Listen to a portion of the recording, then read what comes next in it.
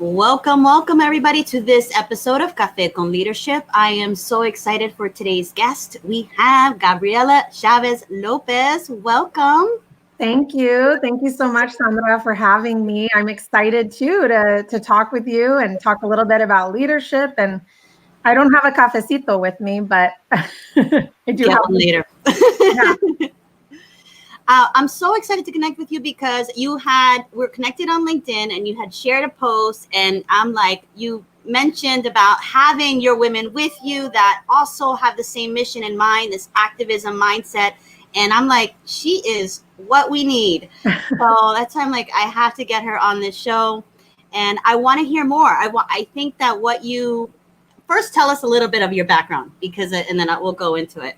Okay, yeah. So I was born and raised in California, Central Valley. So the start of the farm worker movement, a very activist community. And so I was around all that growing up. And so I never thought that you couldn't change something you didn't like about your community. Like I always believed that you could be a change maker, that one individual person could make an impact. And so my parents are leaders in their own right and activists in their own right. And so I saw that growing up. And so I've always believed in that. And I've always believed that if you weren't happy with something the way that it was, that you could go in and change it and demand that it be changed and get people to agree with you and get behind you and beside you to go and make the change that you want to see. So growing up, definitely something that I always saw as possible.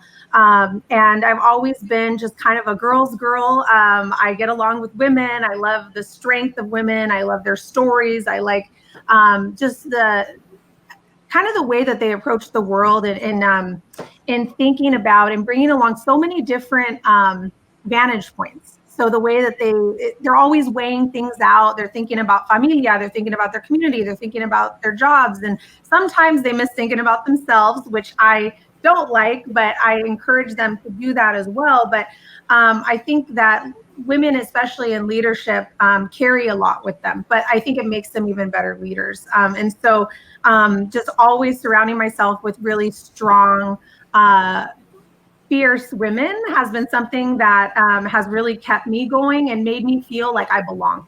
And that my ambitions weren't not welcomed or too much. So I've been continuing to do that ever since. I moved to the Bay Area about 15 years ago. A different vibe up here for sure than the Central Valley. A lot of high energy, entrepreneurship is huge, technology. So it was the right place for me at the right time. And so I love the vibe up here. This is a lot of good stuff going on and a lot of like-minded people that are just really always like moving fast. And so I think I fit in because I'm kind of the same way. So it's a little bit about my background. Yeah. Yeah. And you're also the president of the Latina Coalition of Silicon Valley. Yeah. Tell us about that. Yeah, so it's a community-based organization that's been around for over 2 decades. Over 21 years ago, these women who were community activists and professionals in their own right really had the foresight to think of what is a Latina's role in Silicon Valley? What is our role? What does our leadership look like? And it was back in the day when we only had like 1 or 2. We had Blanca Alvarado, who was the first Latina council member in San Jose. There wasn't many. Now there's so many more of us that are active in the community, but they really wanted to create a pipeline of Latina leadership in the Valley. And so they started out, and I'm part of that pipeline. I started with them when I was an engaged Latina leader activist when I was right in college. I got connected to mentors. I got connected to other women who were doing amazing things in their community. I saw what was possible around policy and advocacy. And so I really was inspired by them, and I've always stayed connected to the organization. There's trainings, there's meetings, there's networking that happens. And it's really been a great platform for me to grow in my own leadership professionally and personally. And some of my best friends are, I met through the coalition. So now I'm their president. And we've been doing some fantastic stuff this year and getting super involved in the election that just passed. involved in calling out the governor to appoint a Latina or Latino to the Senate seat that's opened up. And so there's just so much that requires our voice and really kind of coming together to have this this louder, more larger voice in unison, saying, you know, what does the Latino community need, and what are we demanding from our leaders? And if we want to just be leaders ourselves, then we should just take those seats. So kind of my philosophy there. But yeah, lots going on with Latina Coalition. I love that mindset. And so what are you finding that the community does need? Like, what are they? Well, particularly in my other hat, I work in housing. And so I work in affordable housing policy and advocacy. And I think that, especially for Silicon Valley, the cost of housing is astronomical. And the percentage of people's incomes that they're spending on housing is just, it's not affordable. They should be spending around 30%. That's what we deem affordable in the housing world. And we see out here, people are spending 70 to 80% of their income on just a roof over their head. So what does that mean, right? That means that their kids' education suffers, the extracurriculars that they're able to do, you know, the types of food that they're able to eat. So I think that really solving the housing piece is just a core piece of what it is our community needs, because overcrowding has really been kind of linked to the spread of COVID in our community and homes. So you see that a lot. So, I mean, I'm a little biased in that sense, but I think that housing is a big piece of it.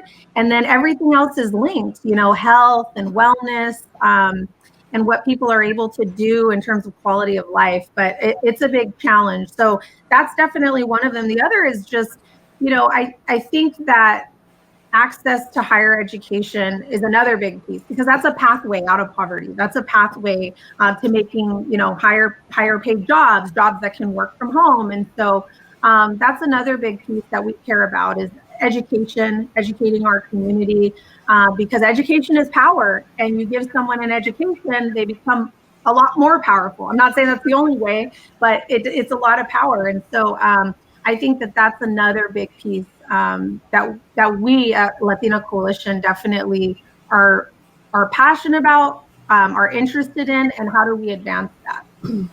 Definitely. College education and, you know, is really not affordable for a lot of families. So how, you know, I look forward to the day where we can have that, you know, where it's, you know, college education for everyone, and that's included as part of our infrastructure. I think that would help our country so much. Mm-hmm. Yeah. So tell me, on that, I saw your activism and things like that, and calling out the governors. How is that process for you? And how do you get women that, or I don't know, maybe through the program they're already with that mindset, but taking them out of the mindset of, am I a voice that could be loud enough? Do I have the potential to really step into a role of leadership? Do you face that? How do you overcome that? And then how do you go ahead and do the things that you guys facilitate? Yeah. So, I mean, that is the first step, is truly mindset. And coming into this call, you know, I had a difficult situation this morning, and I immediately had to work on my mindset around it, because I think that sometimes I know we are our own biggest critic, and we have that little nagging voice saying, you know, that's too much, or those earrings are too big, or maybe, you know, you shouldn't go that far, you know. And so it's like we're always kind of filtering ourselves, and I think that that's something that at Latina Coalition, you know, we work through in very safe spaces where there aren't, you know, people around that are going to judge us, or that are going to think that, you know, or at least in our own minds, right? We feel a little bit more safe. So we come together as women and talk about these things, and share, you know, different tactics that have worked for us, that might help us get over that hump of feeling not worthy, feeling like, you know, you can't speak out, or you don't belong.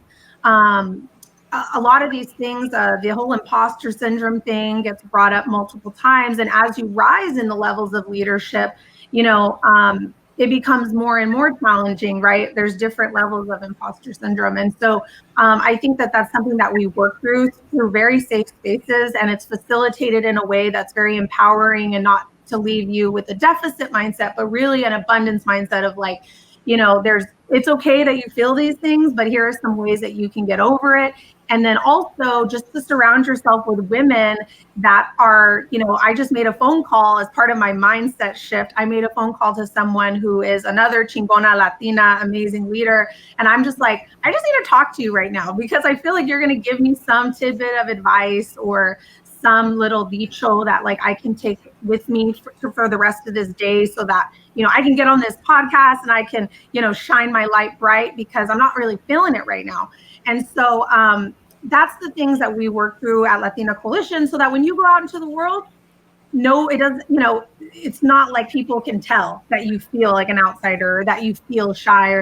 And I tell people all the time, I have spoken on stages that are global or there's millions of people and everything. And people think I'm really outgoing and really confident. But at the same time, I'm like, I was shaking. I was trembling on that stage. I was like, don't screw this up. They're going to think, bad of our community. Like you have this weight of the world on your shoulders. And I think it's just about just being honest about it. Just saying like, yeah, I get really nervous. I get scared up on stage. I get scared when I'm asked to speak.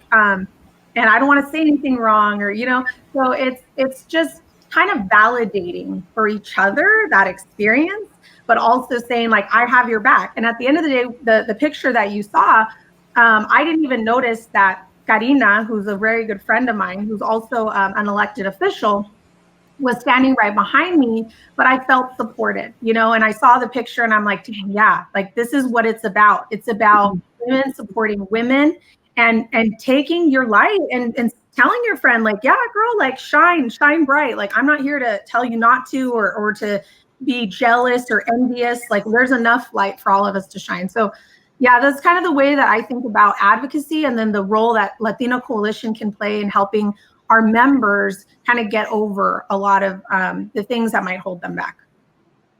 Yeah, that picture really was powerful because even after what you wrote, I'm like, wow, that is the symbolism of what we all need, having somebody that's got your back. And that's hard, I think, within the Latino community. Anyway, in the East Coast, at least. I know in California, you guys rock over there. Like I think that about you guys. I think you guys are so outspoken. You guys are so like, no apologies. I've spoken with women from the East Coast and I'm really in awe, but I think it's because we have such different approaches. And, I think it's so unique to each coast that, we kind of value it because we don't see it as much. And you value this because you don't. So yeah, but shout out to my East Coast ladies. You guys are fierce.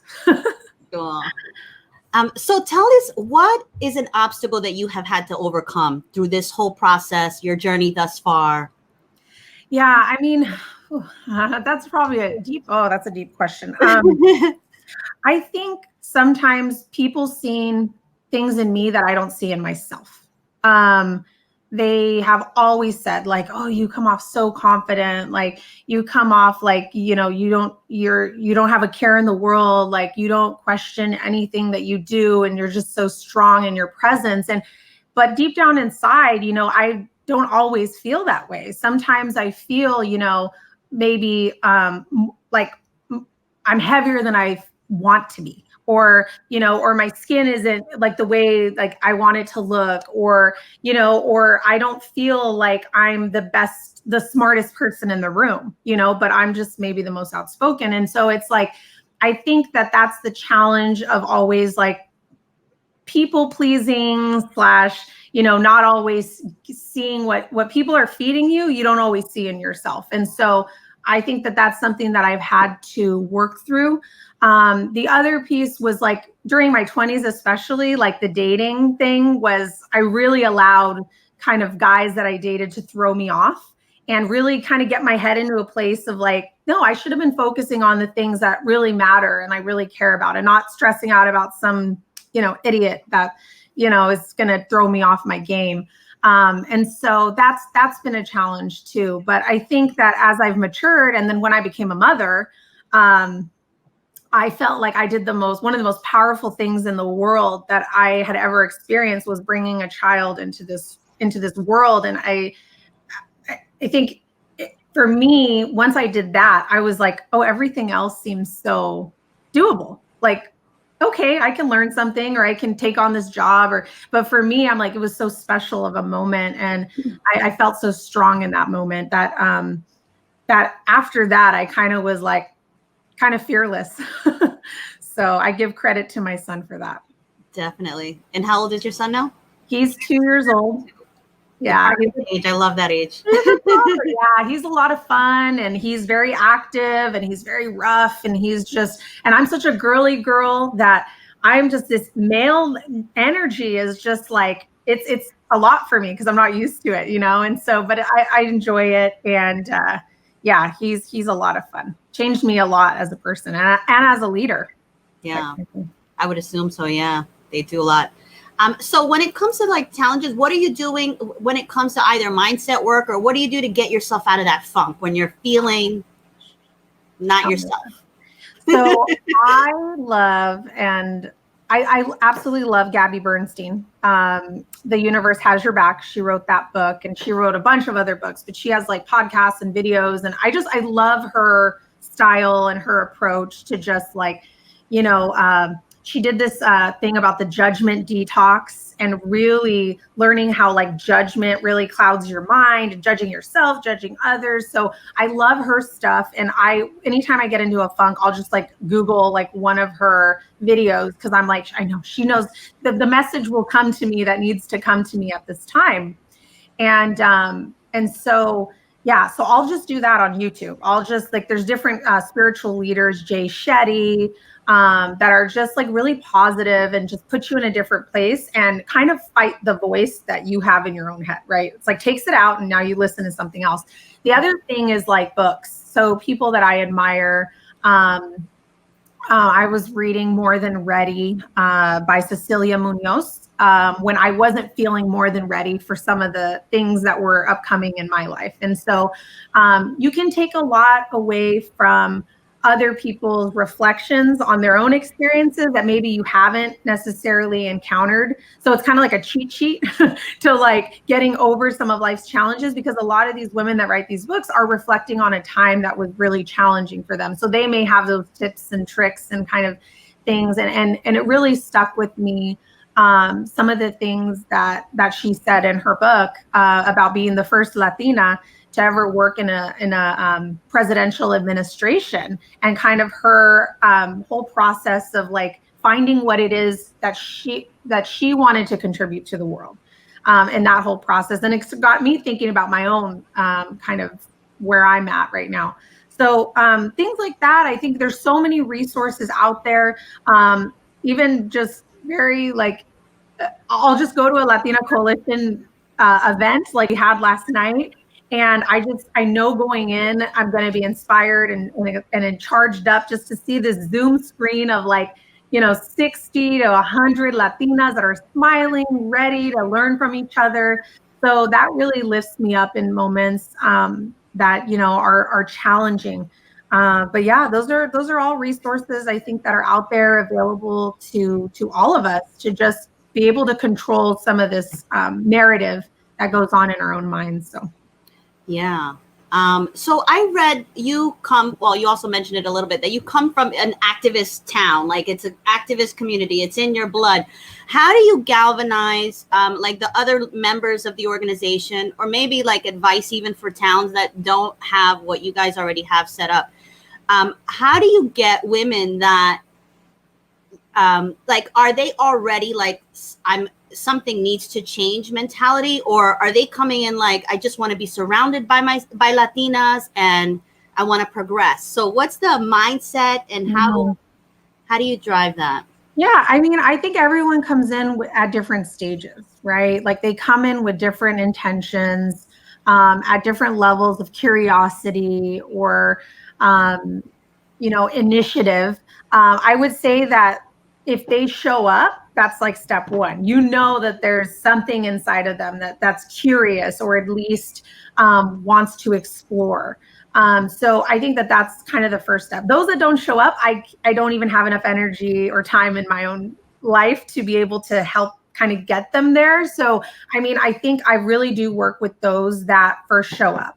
And I like I said, I think it really depends on the person, what they're looking for, but, really just trying to create programming that's inclusive, that's understanding. When I build out panels of women, I'm always thinking about perspective. I'm thinking about age. I'm thinking about intersectionality, LGBTQ, Afro-Latina, young, old, experienced, not so moms, not moms. It's like I'm always trying to provide really diverse perspectives because I think that something's going to stick with someone, but there needs to be a variety out there of perspective and style, because not everyone's going to like everyone's style. So it's really about exposure for us. I want to expose women to a lot of different styles, a lot of different pathways to leadership, and give them ideas that can, because I really do believe that in order, for something to happen, it first has to be a thought.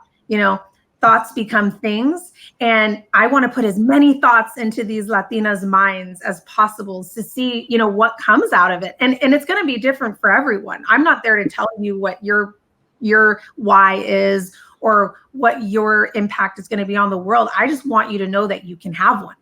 And these are all the ways that you can do it. And so that's really how I approach Latino Coalition. That's how I approach, my own leadership. And I love putting little thoughts into people's heads about, oh, this or that, or I love when they say, I have no idea what that is. We just did something on corporate board leadership, which is a leadership pathway for women. You don't have to be in corporate America. You don't have to have a specific experience, but it was something that I don't think a lot of our women were exposed to. And they came and they were just like, wow, like minds blown. Like I'd never known about this or experienced. And then like, to me, that is like amazing, that like, if I am exposed to something, that I want to open that door wide and invite others in to like experience the same thing. Cause I'm like, do you know that this is out there? Do you know that this is an opportunity? So those are the kind of the different ways that I try to inspire other leaders to find their own path and also just be authentic. I mean, I practice what I preach. So anything that I'm telling someone to do is something that I myself would do. I'm not going to ever ask anyone to do something that I wouldn't myself do. So I think that there's something to be said about modeling leadership and modeling what you talk about and what you stand for. Because I think the thing that really gets me the most is when someone is leading inauthentically and it's like they're saying one thing, but they're doing another. And that just, to me, just doesn't work. And I don't think that that doesn't resonate with people. So, yeah. Yeah. All right. So I'm going to ask you, because you brought it up, your why. What is your why? Just in a very basic sense, I think helping others, it gives me so much joy and so much fulfillment just to be able to help someone through an experience, through a connection, through a learning, through a resource. And I don't care to get it back from that person. Like, that's the thing that I talk to. I was like, it's not like this thing where it like, if I give you something, you need to give me something. It's just like, I put it out to the universe. It's for the good of the world and people. And it comes back to me in a different form, in a different way. I'm not keeping track. I'm not keeping tabs, but just generally helping people in whatever way, shape, or form. I always tell people, I'm like, when people say, that they have a network and they know all these people and all these people know them, that's social capital, right?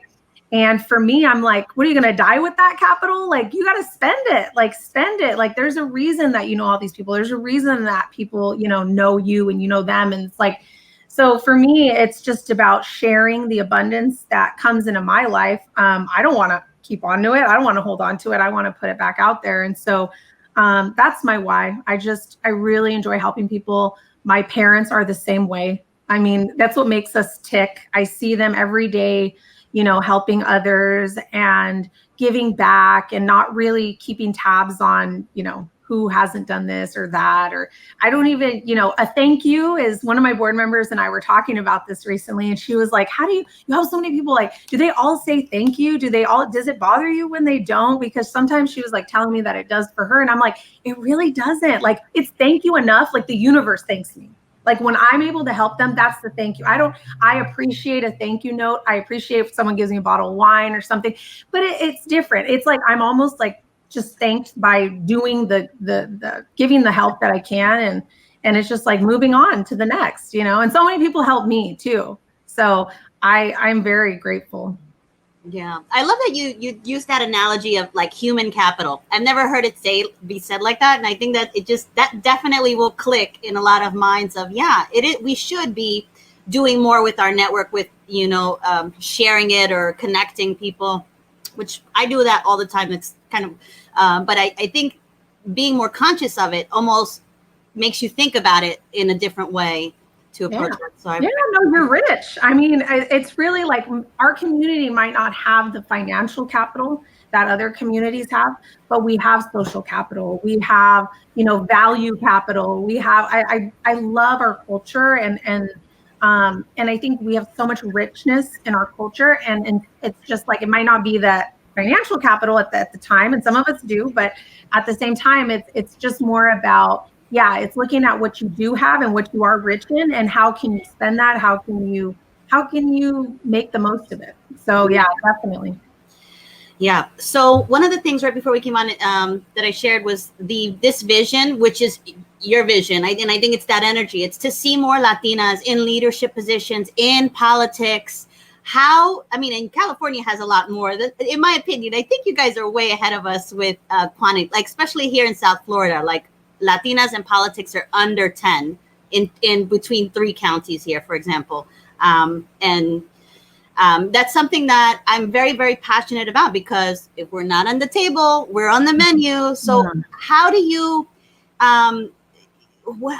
encourage people, or maybe you're on the path to running at some point, I don't know, but how do you encourage people or get people aware of the importance of, first of all, voting, showing up, not just in the primaries, but in the midterms, because that we have seen evident that it's absolutely pertinent for everybody to get involved. And the Latino community has already been a low turnout rate in the primaries to begin with. I'm glad it's going up, and I hope that it continues to do so. But also galvanizing them to show up in the midterms, because that is so important. We have to make sure that we're paying attention to the local elections. That's where it all starts. And that's where a lot of laws and policies are being made that affect our communities directly. How do you see that? Well, it's a long-term game. That's the thing. I told you that Latino Coalition was founded over 21 years ago, 2 decades. And these women had the foresight. Did they know a Gabriela Chavez-Lopez was going to come along? No, maybe not. Maybe they imagined her. Maybe they imagined someone like me. But they set the path. They set the pipeline, right? It's all about, doing something today that generations ahead of you will thank you for, and planting the seeds. So understanding that there's not always going to be an instant return. If you do something today, something might not happen tomorrow. But I really think about, doing things that you feel will stand the test of time, and also investing in the youth, because at the time I was 18, 19 years old, but really planting those seeds in their heads that this is possible, and that you can do this. And it might not resonate right at that moment, but years down the line, they're going to continue to grow. Also investing in leadership development style programs. Like, I've been the recipient of so much investment. Like, this didn't just happen, like I've been a part of the AIA program. I've been a part of HOPE, Hispanos Organized for Political Equality. I've been a part of that leadership program. I've been a part of Harvard's Young Leaders Academy at their business school. I've been it's a lot of investment, and just to understand that, that's what it's going to take. It's going to take a lot of that. And so when you're in your own communities, I think that as you're growing, this is something that I truly do practice. As you're growing and as you're climbing, that you're constantly bringing others with you. And if an opportunity knocks at your door and you don't have the capacity, pass it on to the next Latina coming along, or invite a Latina to come with you to speak, or to be on a panel or something like that. I think what we can do and what you're doing with Cafe Con Leadership is you're providing spaces for women to share their stories, to share insights, so that other women can hear and can be inspired and can be inspired to action, right? And so the more spaces that we create, like Latino Coalition, like Cafe Con Leadership, like all of these organizations that are inclusive and inviting women along, it's going to set the pipeline for more and more of us to come. And so we can all do our own part, our own small part, no matter where you're at, even if it's just with your comadres, you have 5 or 6 of them, and you just and encourage each other, and be on a text thread and send each other inspiring memes or whatever it may be to keep you going. Like, all of that matters, and all of that will contribute to more women running for office, to more women feeling, like they belong in the corporate world, that they belong in an institution of higher education. So I would just say, like, to the women around you, just be that support, be that like cheerleader, and it's amazing what you'll see in terms of with the women and the blossoming that happens through that process. But that would be my advice. I love that. And I've loved, like, everything you've said. I'm so happy that we did this interview. You really are a bright light. You really definitely shared some great points. I want to know now, like, what is your message? What is the message that you want to leave to the world, or have to say to the world, or the Hispanic community, whichever way you want to go? Yeah, I mean, act now. Act now. Don't wait. Don't question it. Don't let, what do they say? Don't let perfect be the enemy of good. Like, don't worry about everything being exactly as you plan it. Just take the action that you would want. Start your business, start that podcast, start that book club, start that, whatever it is. Like, I'm an activator. Like, that's one of my personal traits. And so that's what I always say is, like, just do it. Just do it. Don't worry about the details, and it'll all work out. If your intentions are pure and it's coming from your heart and it's your passion, it's going to be successful no matter what. So just take action, do it now. Our community needs leaders now, not tomorrow, not a week from now, not 10 years from now. We need leadership now. And so take that step, whatever that is for you. I love that. That was wonderful. Thank you so much, Gabby. Thank you. Is there anything else? And how can someone connect with you? So I'm active on LinkedIn. So you'll find me at Gabriela Chavez-Lopez on LinkedIn, Facebook as well, Gabby Chavez-Lopez. I'm under GABBY. Of course, you can visit us, latinacoalition.org. We are accessible on our website, also Latina Coalition on Facebook, on Instagram, Twitter. The great thing now is that we have no geographic barriers. So we have women joining us from the East Coast, from the Midwest. They're coming to our events. We do all of our events on Zoom and virtually. So it's completely accessible. Most of our stuff is free. We invite people to become an official member because it helps us sustain our organization. But most of our content and the work that we do is accessible, and we invite all of you to join us for an event. If something topic speaks to you, or an event really seems to be something that you want to learn more about, we invite you to come and join us, and we'd be more than happy to have you. So. Awesome. Thank you so much, Gabby. It's such a pleasure to have you. You've shared so much stuff, and just stay 1 second before we go off. But thank you, guys. I hope you enjoyed this awesome episode of Café con Leadership.